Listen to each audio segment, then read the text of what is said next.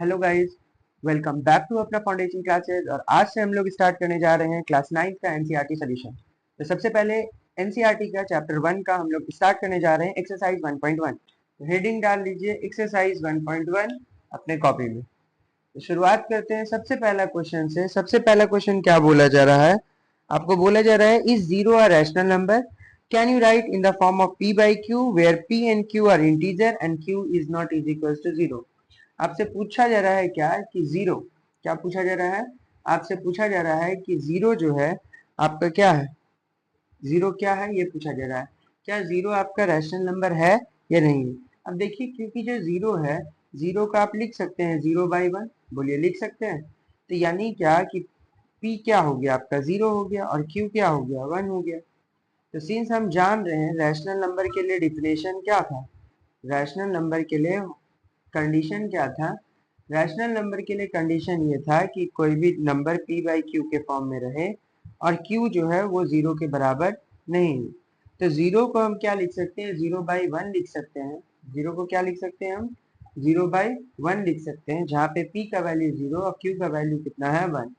तो क्योंकि rational number का क्राइटेरिया था p बाई क्यू होना चाहिए और डिनोमिनेटर जीरो के बराबर नहीं होना चाहिए, तो इसका मतलब क्या, जीरो रैशनल नंबर होगा कि नहीं होगा? तो हाँ, जीरो जो है रैशनल नंबर हो जाएगा। तो लिखेंगे yes, zero is a rational number. तो यहाँ पे लिख लिए, जीरो जो है हमारा क्या है, एक रैशनल नंबर है। चलिए, तो जीरो अपना क्या हो गया, एक रैशनल नंबर हो गया। उसके आगे बोला जा रहा है can you right it in the form of p by Q.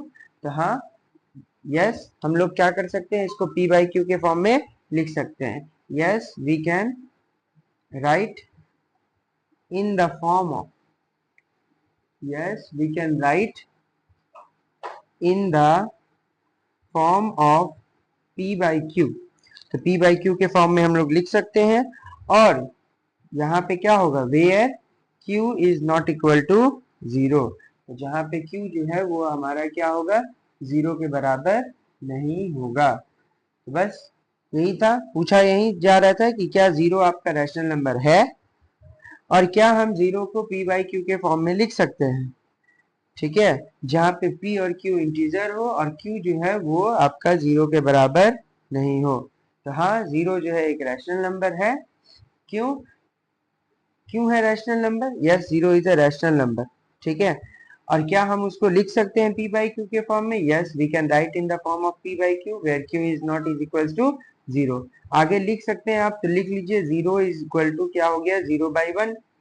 Therefore p का वैल्यू हो गया जीरो और q का वैल्यू हो गया 1 which is not equal to zero. ठीक है, तो देयरफॉर क्या हो गया, जीरो एक रैशनल नंबर हो गया। बोलिए, समझ में आ गया यहाँ तक? चलिए, अब जो है बढ़ेंगे हम लोग किस क्वेश्चन पे, नेक्स्ट क्वेश्चन पे। नेक्स्ट क्वेश्चन में आपसे क्या बोला जा रहा है हम लोगों से, नेक्स्ट क्वेश्चन में बोला जा रहा है find 6 rational number between 3 and 4। क्या क्वेश्चन है, 2 नंबर क्वेश्चन अपने को क्या दिया है, find 6 rational number, 6 rational number किसके बीच में निकालेंगे, बिटवीन 3 एंड 4। 3 और 4 के बीच में 6 रैशनल नंबर निकालना है। तो देखिए, 6 रैशनल नंबर 3 और 4 के बीच में कैसे निकालेंगे? तो 3 और 4 के बीच में 6 रैशनल नंबर निकालने के लिए क्या करेंगे, सबसे पहले देखिए, ये 3 है और ये क्या है, 4 है। 3 है और 4 है, तो 3 और 4 के बीच में हमको 6 रैशनल नंबर निकालना है। तो जब 6 रैशनल नंबर निकालना रहता है तो n क्या होगा, उससे एक ज्यादा ले लेंगे, यानी कि 6 में 1 जोड़ देंगे तो कितना हो जाएगा, 7। ना, अब हमारे पास क्या है, नौ हमारे पास क्या है, एक है 3 और दूसरा है क्या, 4। ठीक, अब क्या होगा, जब हमारे पास क्या है 3 है तो अब हम क्या करेंगे, और दूसरा 4 है। अब जितना n का वैल्यू आया उससे हम डिनोमिनेटर और न्यूमरेटर को मल्टीप्लाई करेंगे। क्योंकि हम 3 को लिख सकते हैं 3/1 और 4 को लिख सकते हैं 4/1। तो देयरफॉर क्या हो गया, 3/1 और यहाँ पे क्या अपने पास है 4/1। तो नीचे किससे मल्टीप्लाई किए, 7 से, तो ऊपर भी किससे कर देंगे, 7 से। तो यहाँ आ गया 21/7। या फिर यहाँ पे देखिए, यहाँ नीचे 7 से किए तो ऊपर भी 7 से करेंगे, तो यहाँ आ गया 28/7, यानी 21/7 और 28/7 के बीच में जितना नंबर आ जाएगा वो सारा हमारा रैशनल नंबर हो जाएगा। तो देयरफॉर लिख सकते हैं या फिर शो करके लिख सकते हैं the six rational number between 3 and 4 are क्या क्या है? 21/7 के बाद क्या आएगा? 22/7, 23/7, 24/7, फिर क्या आएगा? 25/7, 26/7 और 27/7। तो तीन 6 रैशनल नंबर निकालना था, तो हमारा 6 रैशनल नंबर आ गया। बोलिए यहाँ तक समझ में आ गया? चलिए अब बढ़ते हैं नेक्स्ट क्वेश्चन की तरफ। अच्छा फिर से समझा दें, तो यहाँ पे देखो क्या लिखा है कि 6 रैशनल नंबर आपको निकालना है 3 और 4 के बीच में। तो 6 निकालना है तो n क्या होगा? उससे एक ज्यादा लेंगे, तो 6 में क्या जोड़ दी? 1 जोड़ दी, तो कितना आ गया? 7। अब देखिए हमारे पास किसके किसके बीच में निकालना था? 3 और 4 के बीच में। तो 3 को क्या लिख सकते हैं हम? 3/1 लिख सकते हैं हम। 4 को क्या लिख सकते हैं? 4/1 लिख दिए। अब देखिए 3/1 था और यहाँ पे कितना n आया था? 7। तो न्यूमरेटर और डिनोमिनेटर दोनों को 7 से मल्टीप्लाई कर दिए, कितना आया? 21/7।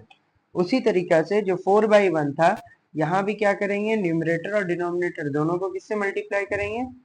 7 से। तो 7 से मल्टीप्लाई किया, 4 को 7 से किया तो 28, 1 को 7 से किया तो कितना आया? 7। तो अब जो है हमारे पास क्या आया? 6 रैशनल नंबर आया 3 और 4 के बीच में। 21/7 के बाद क्या आएगा? 22/7, 23/7, 24/7, 25/7, 26/7 और लास्टली 27/7 हम लोगों को मिल गया। तो ये दो क्वेश्चन तो बिल्कुल क्लियर हो गया। चलिए बहुत अच्छा। अब हम लोग बढ़ते हैं नेक्स्ट क्वेश्चन की तरफ। चलिए next question, question number 3। Question number 3 में अपने को क्या बोला जा रहा है? तो क्वेश्चन नंबर 3 में देखिए बोला जा रहा है आपको 5 रैशनल नंबर निकालना है। किसके बीच में निकालना है? 3/5 एंड 4/5 के बीच में 5 रैशनल नंबर निकालना है। 5 रैशनल नंबर, तो 5 रैशनल नंबर निकालना है 3/5 और 4/5 के बीच में। तो 3/5 और 4/5 के बीच में हम लोगों को कितना रैशनल नंबर निकालना है? 5 रैशनल नंबर निकालना है। तो यहाँ पे इस क्वेश्चन में हम देख रहे हैं यहाँ भी डिनोमिनेटर सेम है, यहाँ भी डिनोमिनेटर सेम है। जब डिनोमिनेटर सेम रहता है तो हमको डिनोमिनेटर सेम करने की जरूरत नहीं पड़ती है, बस सीधा अब अपने को क्या है? अब अपने को क्या है? एक मिनट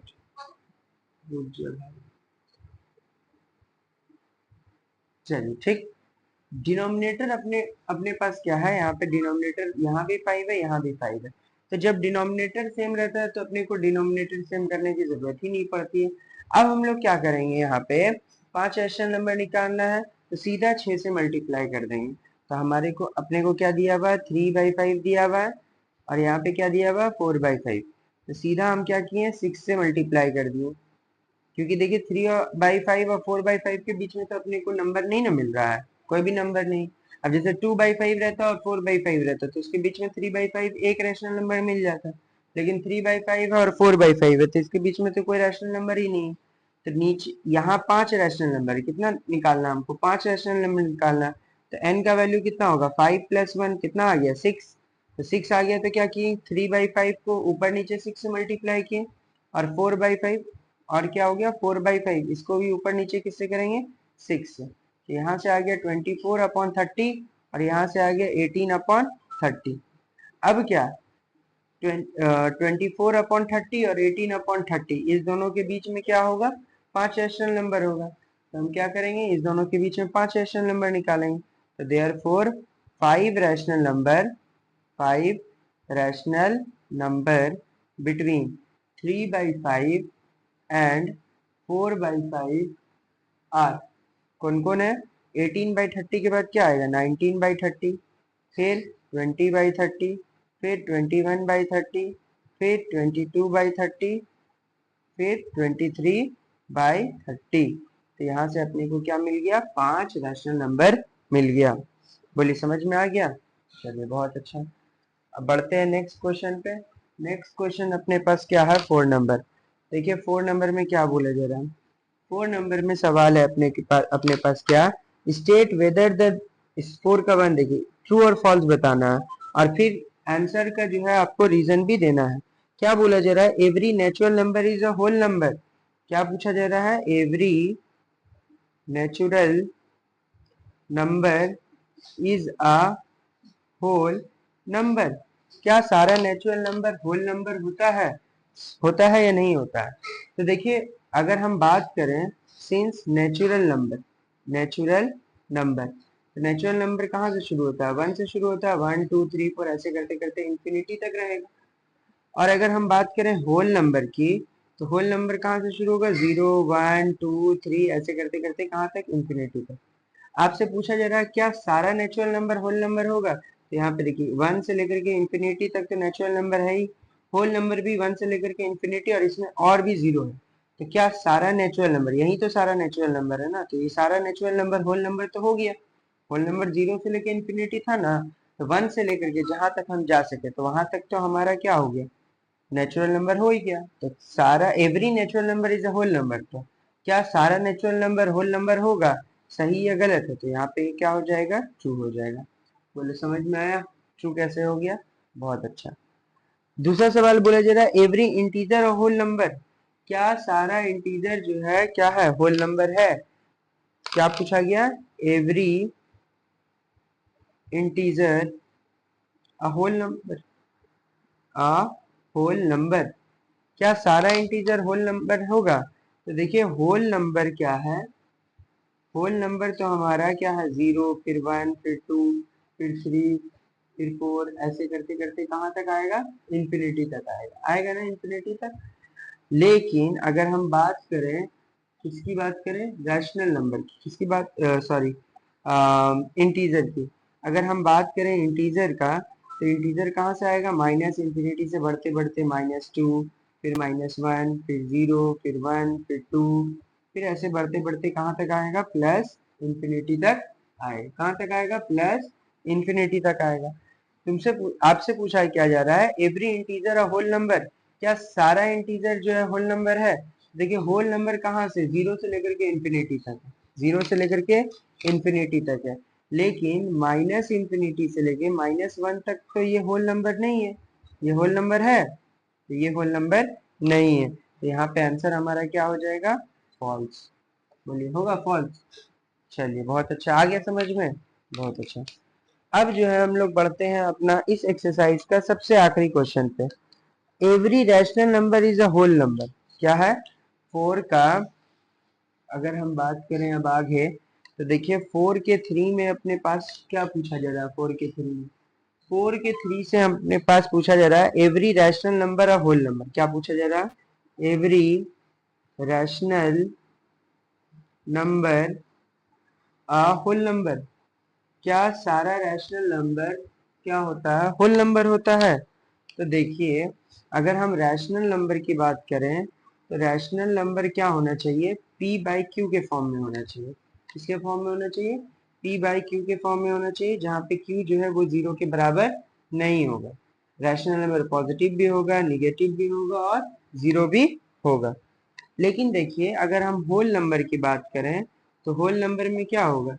0 होगा, 1 होगा, 2 होगा, 3 होगा, ऐसे होगा।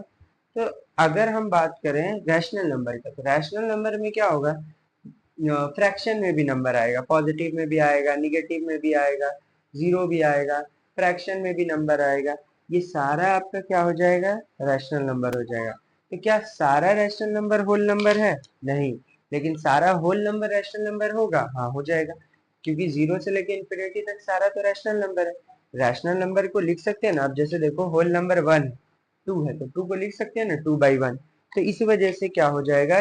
क्या सारा रैशनल नंबर होल नंबर है? तो नहीं, सारा रैशनल नंबर होल नंबर नहीं है, लेकिन सारा होल नंबर रैशनल नंबर है। तो यहाँ तक उम्मीद करते हैं कि एक्सरसाइज 1.1 आप लोगों को बिल्कुल बहुत अच्छे से समझ में आ गया होगा। मिलते हैं फिर एक मजेदार से वीडियो में। Till then okay.